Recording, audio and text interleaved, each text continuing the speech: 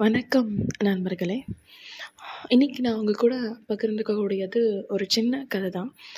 ஆனா, அந்த கதை ஒரு ஆழமான கருத்துள்ளது அப்படின்னு நான் நினைக்கிறேன். சரி, நம்ம இன்னைக்கு கதைக்குள்ள போகலாம். ரொம்ப பீதிக்கெல்லாம் போட வேணாம்னு நினைக்கிறேன்.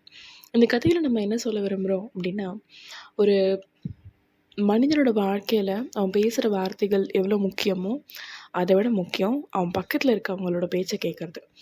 எப்போவுமே நம்ம யாருமே அதை பண்ணவே மாட்டோம். முன்னாடி இருக்கவங்க ஒரு வார்த்தை சொல்லிட்டாங்களா, இரு நான் இன்னும் 2 வார்த்தை சேர்த்து சொல்லிட்டு தான் அதை முடிப்பேன் அப்படின்னு அந்த விஷயத்தில் நம்ம எல்லாரும் ரொம்ப கான்ஷியஸாக இருப்போம். முடிக்கிறது நம்மளாக தான் இருக்கணும், அவனாக இருக்கக்கூடாது. ஆப்போசிட்டில் இருக்கவன் கண்டிப்பாக முடிக்கக்கூடாது அப்படின்னு. ஆனால் இது எவ்வளோ ஒரு தவறான புரிதல் தெரியுமா? இது கொஞ்சம் கிரிஞ்சியாக தான் இருக்கும். இருந்தாலும் நான் இதை சொல்கிறேன். கடவுள் நமக்கு 2 காது கொடுக்கறது அதிகமான விஷயங்களை கேட்கணுங்கிறதுக்காக தான். ஒரு வாய் கொடுத்துருக்கறத நம்ம கொஞ்சம் கம்மியாக பேசணுங்கிறதுக்காக தான் அப்படின்னு ஏதோ ஒரு இடத்துல நான் படிச்சிருக்கேன். இது எந்த அளவுக்கு ரியாலிட்டிக்கு ஒத்து போகும் அப்படின்னா, நம்ம நிறைய இடத்துல அமைதியாக இருந்துட்டோம்னா நிறைய பிரச்சனைகளை தவிர்க்கலாம். நம்மளே நம்ம லைஃப்பில் நிறைய தடவை இதை அனுபவிச்சிருப்போம். சரி, நம்ம இன்னைக்கு கதைக்குள்ளே போகலாம். ரொம்ப நேரம் நான் பேசுகிறேன். இந்த கதை எங்கே ஆரம்பிக்குது அப்படின்னா, ஒரு பள்ளிக்கூட வளாகம். அன்னைக்கு அந்த பள்ளிக்கூடத்தில் ஒரு விழா நடக்குது. அந்த விழாவுக்கு ஒரு அரசியல் தலைவரை சிறப்பு விருந்தினராக கூப்பிட்ருக்காங்க. அவர் உள்ளே வராரு. அவர் அரசியல் தலைவருங்கிறதால அவர் கூட ஒரு 4, 5 கார் வருது. உள்ளே வந்த உடனே வேகமாக நடக்கிறாரு. கூட இருக்க அந்த விழா கமிட்டி மெம்பர்ஸ் கிட்டலாம் சொல்கிறாரு, இன்றைக்கி இந்த விழாவை நீங்கள் கொஞ்சம் சீக்கிரமாக முடிச்சிருங்க. நான் அடுத்தடுத்த விழாக்களுக்கு போகணும். எனக்கு இன்றைக்கி நிறைய நிகழ்ச்சிகள் இருக்குது அப்படின்னு சொல்கிறாரு. அங்கே இருக்க கமிட்டி மெம்பர்ஸ் சொல்கிறாங்க, சார் அது நாங்கள் இன்றைக்கி உங்களை வச்சு இந்த மாணவர்களுக்கு ஒரு பரிசளிக்கும் விழாவும் வச்சுருக்கோம்.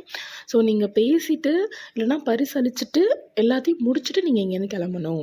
இந்த மாதிரி இந்த சின்ன சின்ன விஷயங்கள் இருக்குது, இந்த பிளானிங் முடிச்சுட்டு நீங்கள் கிளம்புங்க அப்படின்னு சொல்கிறாங்க. ஆனால் அவருக்கு அதிலலாம் நாட்டமே கிடையாது. அவரோட மொத்த எண்ணமும் இன்றைக்கி இந்த மேடைக்கு வந்திருக்கோம், பேசிட்டு அடுத்த நிகழ்ச்சிக்கு போயிடணும் அப்படிங்கிறது மட்டும்தான். அவங்க சொல்கிறத அவர் காதுலேயே வாங்கிக்கல. கடகடன்னு வராரு. விழா ஆரம்பிக்குது. முதல்ல போய் மைக் எடுத்து இவர் பேரை சொல்கிறதுக்கு முன்னாடியே அவர் பேச ஆரம்பிச்சிடுறாரு. ஒரு 5 நிமிஷம் பேசுகிறாரு, 10 நிமிஷம் பேசுகிறாரு. மாணவர்கள் யாருமே அவர் கவனிக்கிற மாதிரியே இல்லை. அவருக்கு அது நல்லா புரிஞ்சிருச்சு.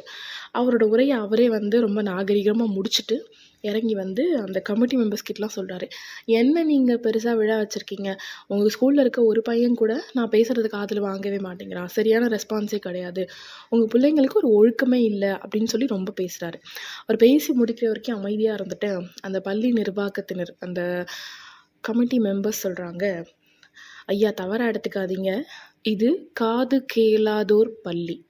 இங்கே இருக்க மாணவர்களுக்கு காது கேட்காது. நாங்கள் சொன்ன அந்த பரிசு அவங்களுக்கு அந்த காது கேட்குற திறனை கொடுக்கக்கூடிய மிஷினை நீங்கள் கொடுக்கணும் அப்படின்னு தான். அது கொடுத்துட்டு நீங்கள் பேசியிருந்தீங்கன்னா அவங்க அதுக்கு ரெஸ்பான்ஸ் பண்ணியிருப்பாங்க அப்படின்னு சொல்கிறாரு. இப்போ இவரால் எந்த பதிலுமே சொல்ல முடியல. ரொம்ப அமைதியாக அசடு வரைஞ்சிக்கிட்டு அந்த இடத்த விட்டு கிளம்பி போயிடுறாரு. இது ஒரு சின்ன நிகழ்ச்சி. அந்த அரசியல்வாதிக்கு அன்னைக்கு அவரோட நோக்கம் அங்கே போய் பேசணுங்கிறது மட்டும்தான் இருந்ததே தவிர, நம்ம அதுக்கு எதுக்கு போகிறோம், சரி அதை முன்னாடியே அவர் ப்ரிப்பேர் பண்ணலை, அங்கே கூட இருந்தவங்க சொல்கிறதையாவது அவர் கேட்டிருக்கலாம். ஒரு 2 நிமிஷம் காது கொடுத்து கேட்டிருந்தாருன்னா அந்த நிகழ்ச்சி, அவர் பேசுனது, அங்கே இருக்க மாணவர்கள் எல்லாருமே வேல்யூ படுத்தப்பட்டிருப்பாங்க. அதுக்கான ஒரு வேல்யூ கிடச்சிருக்கும். அது கிடைக்கல இல்லையா? இது ஒரு சின்ன விஷயம்தான். இது மாதிரி தான் நம்ம லைஃப்பில் நம்ம ஒரு விஷயத்தை நோக்கி ஓடும்போது பக்கத்தில் இருக்கவங்க பேசுகிறத காதில் வாங்குறதே கிடையாது. சில விஷயங்களை எல்லார் கூடயும் கலந்து உரையாடி அவங்க பேசுகிறதையும் கேட்டு பண்ணோம் அப்படின்னா நமக்கு அதுக்கு நிறைய பெனிஃபிட்ஸ் கிடைக்கும். இட்ஸ் ட்ரூ, இது உண்மை. ஸோ இதை உங்கள் லைஃப்பில் எல்லா இடத்துக்கும் பொருந்துமா அப்படின்னு எனக்கு தெரியாது. சில விஷயங்களுக்கு பொருந்தலாம். ட்ரை பண்ணி பாருங்கள் ஃப்ரெண்ட்ஸ். பாய்.